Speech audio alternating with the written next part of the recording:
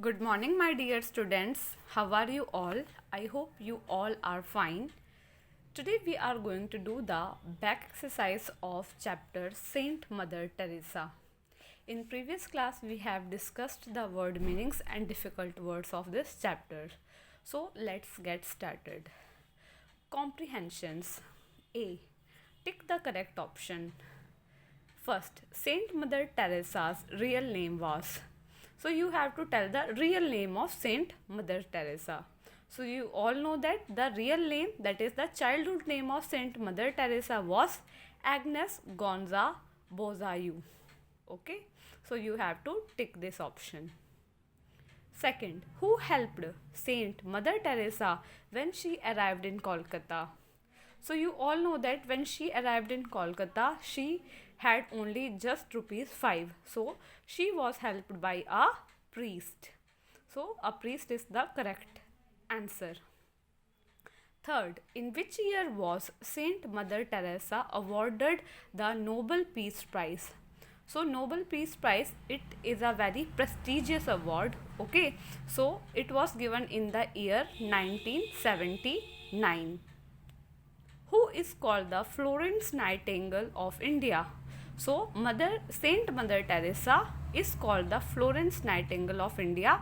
Why? Because she devoted her whole life for the service of poor and the needy people. That's why she is called Florence Nightingale, because Florence Nightingale was also a social worker in America. Okay. So these are the answers. So first में आपको बताना है कि Saint mother Teresa का असली नाम क्या था, जो उसका बचपन का नाम है. तो सही आंसर है एग्नेस गोंजा बोजायू. ठीक है. सेकंड में आपको बताना है कि जब वो कोलकाता पहुंचे सेंट मदर टेरेसा, तो उनकी मदद किसने की? तो उनके पास सिर्फ 5 रुपये थे, तो उनकी मदद एक पुजारी ने की, प्रीस्ट ने. ठीक है. किस साल में सेंट मदर टेरेसा को नोबेल पीस प्राइज़ मिला? तो नोबेल पीस प्राइज़ एक बहुत ही ज़्यादा प्रेस्टिजियस अवार्ड है. बहुत सारे और अवार्ड मिले हैं, पर ये वाला अवार्ड उन्होंने 1979 को मिला था. Who is called the Florence Nightingale of India? तो फ्लोरेंस नाइटिंगेल भी एक सोशल वर्कर थी. तो इंडिया के Florence Nightingale saint mother Teresa को बोला गया है, क्योंकि वो भी एक सोशल वर्कर है जिन्होंने अपना पूरा जीवन दूसरों के अच्छे के लिए, दूसरों की सेवा के लिए बिता दिया. ठीक है. Now coming to true false. Right T for true and F for false statements. First, Mother Teresa was born on August 26, 1950. So it's wrong. The year given is wrong. Okay. So you all know that she was born in the year 1910. August 26, 1910. It was given here. Okay. August 26, 1910. So it is false. Mother Teresa served the sick and poor people. Yes, she devoted her whole life for the service of other people. So yes, it is true. Mother Teresa nursed the sick people. Yes, it is also true, because she took care of the sick people and brought them back to health. Okay, so it is true. She received the Jawaharlal Nehru Award for International Peace in 1972. Yes, she was awarded Jawaharlal Nehru Peace Prize also, and that too in the year 1972. So it's right. Okay. तो ये आपके true false है. तो पहला पूछा गया है mother Teresa का जन्म कब हुआ? तो उनका जन्म अगस्त 26, 1950 को हुआ. तो ये गलत है. 1950 को नहीं हुआ है उनका, 1910 को हुआ है. ठीक है.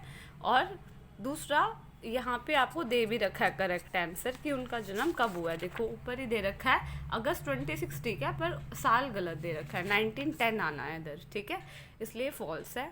दूसरा पूछा हुआ है कि मदर टेरेसा ने सर्व्ड यानी कि देखभाल की, किसकी? बीमार और गरीब लोगों की. बिल्कुल ठीक बात है, सही लिखा है ये. मदर टेरेसा नर्स द सिक, उन्होंने नर्स यानी कि उनको दवाई दी, उनकी देखभाल की. ठीक है, बीमार लोगों की. ये भी ठीक है. She received the Jawaharlal Nehru Award for International Peace in 1972. तो उनको जवाहरलाल नेहरू अवार्ड मिला, कौन से साल में मिला? 1972 में। तो ये बिल्कुल ठीक लिखा हुआ है, ठीक है। Now coming to match the following words with appropriate meaning. Aim का क्या मतलब होता है? Meaning of aim is goal. So we all must have some aim in life. Aim of Mother Teresa is that she want to serve the needy and the poor people. So aim means goal. Dedicated. Dedicated means devoted.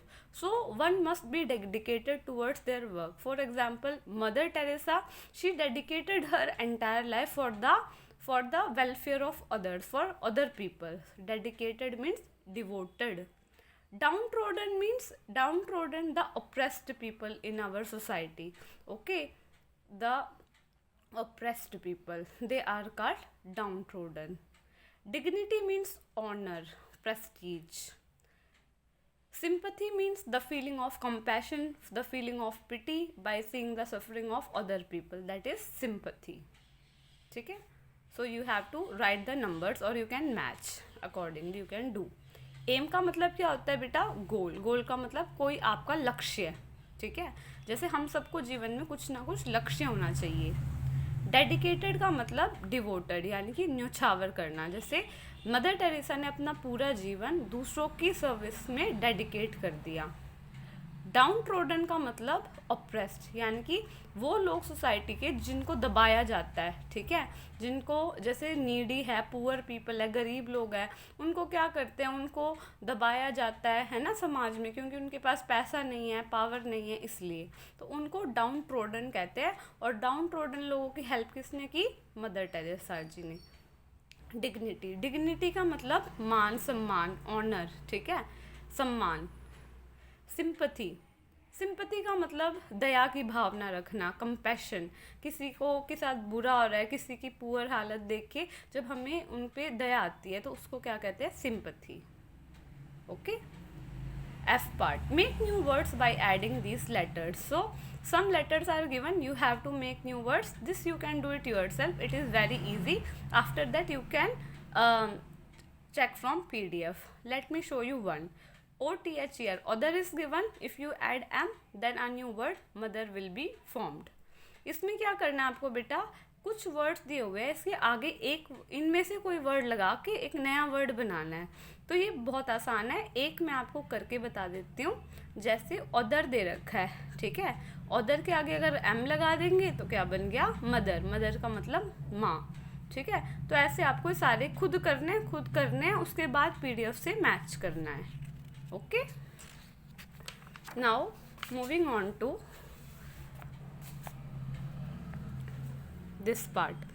Rewrite these sentences using not at appropriate place. One has been done for you. He has been playing cricket since 2009. He has not been playing cricket since 2009. So first let me tell you how to use this sentence. Okay, so you can see that if you want to make this sentence negative, then they have just added the word and not. So not is used to make any sentence.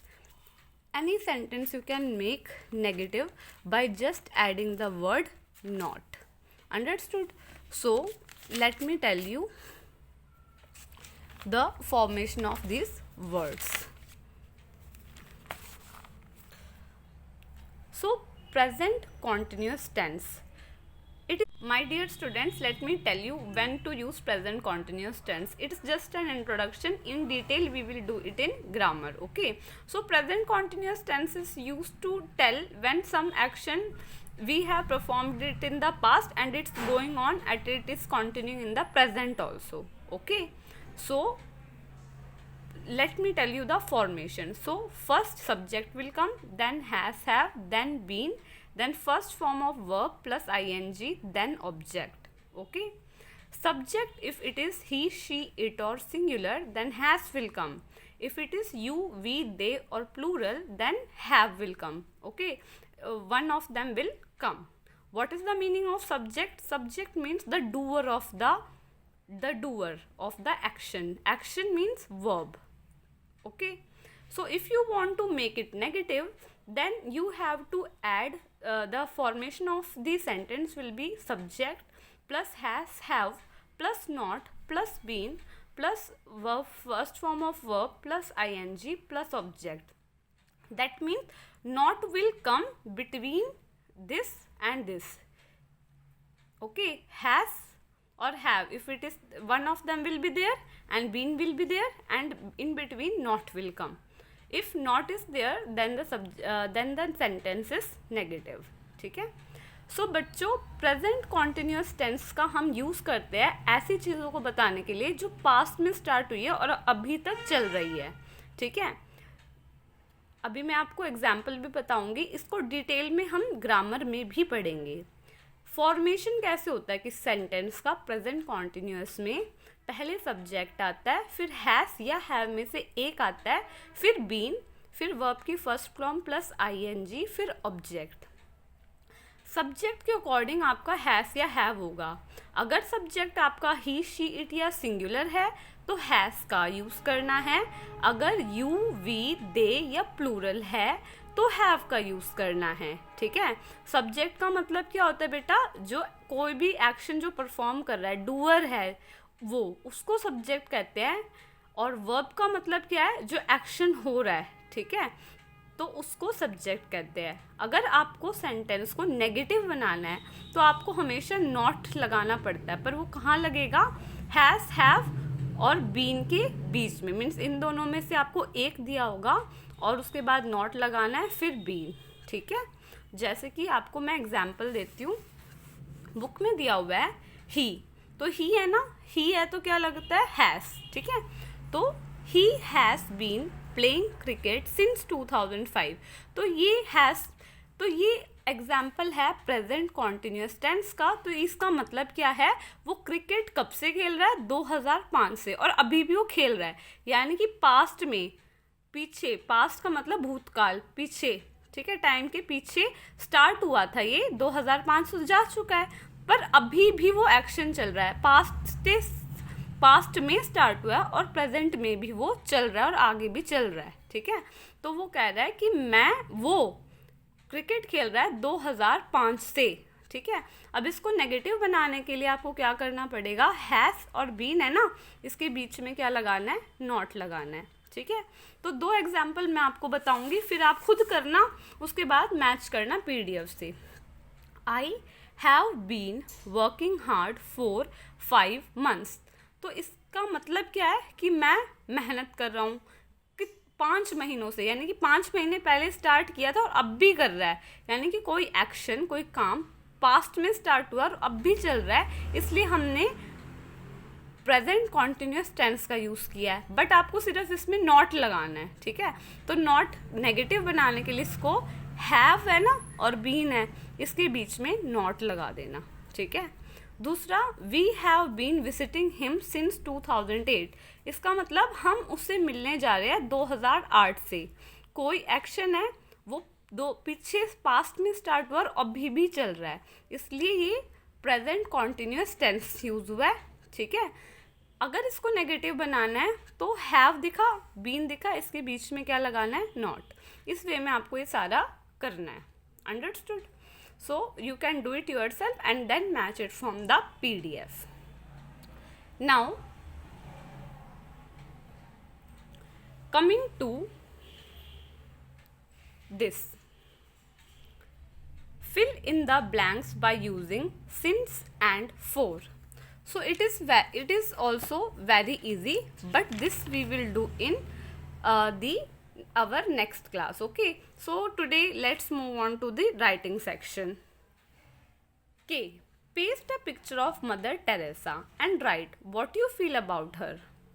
So you here space is given. You can paste one picture of Mother Teresa here. Okay. And then you have to write what you feel about her. So let me read.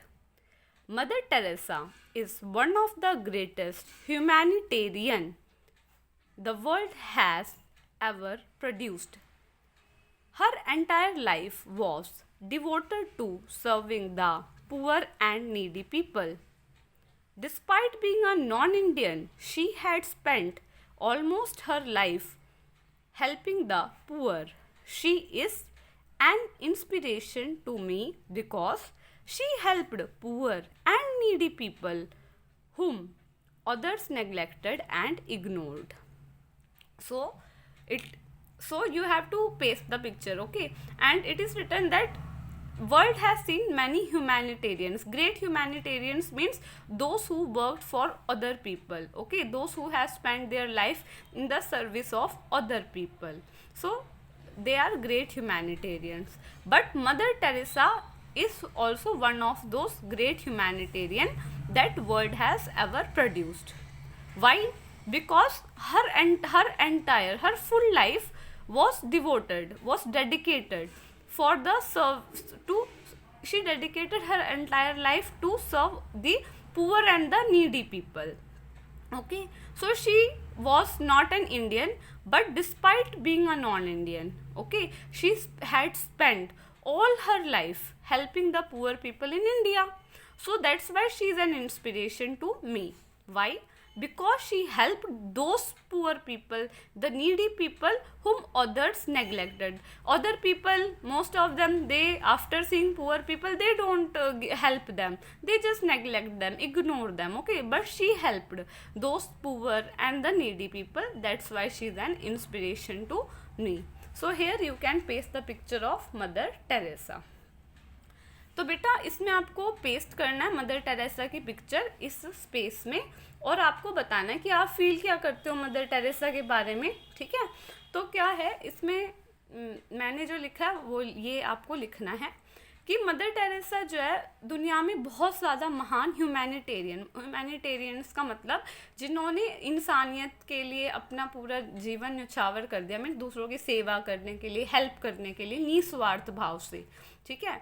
तो ऐसे महान humanitarian में से एक थी mother Teresa. क्यों थी भाई? क्योंकि उन्होंने अपना पूरा जीवन गरीब और ज़रूरतमंद लोगों के सर्विस के लिए, सेवा के लिए डिवोट किया, ठीक है? वो इंडियन नहीं थी, वो एक नॉन इंडियन थी, यानी कि वो दूसरे देश से थी। फिर भी, डिस्पाइट का मतलब फिर भी, उन्होंने अपना पूरा जीवन गरीब लोगों की हेल्प करने के लिए बिता दिया इंडिया में। इसलिए वो मेरी इंस्पिरेशन का मतलब जो आपको प्रोत्साहित करती है कुछ अच्छा काम करने के लिए, वो मेरी इंस्पिरेशन है। क्यों? क्योंकि उन्होंने गरीब लोगों की, ज़रूरतमंद लोगों की हेल्प की, दूसरों ने जिन्हें नेग्लेक्ट या इग्नोर कर दिया। जैसे बहुत लोग होते हैं जो गरीब लोगों को देख के भी उनको हेल्प नहीं करते हैं, ठीक है? तो उनको नेग्लेक्ट कर देते हैं, अनदेखा कर देते हैं, इग्नोर कर देते हैं। बट इन्होंने उनको जाके उनकी हेल्प करी, ठीक है, उनकी सेवा करी, वो बीमार थे तो उनको ठीक किया, ठीक है? इसलिए वो मेरी इंस्पिरेशन है मदर टेरेसा। तो आपको यहाँ पे उनकी पिक्चर पेस्ट करनी है, okay? So I hope you understood today's class. Thank you so much, have a nice day, bye.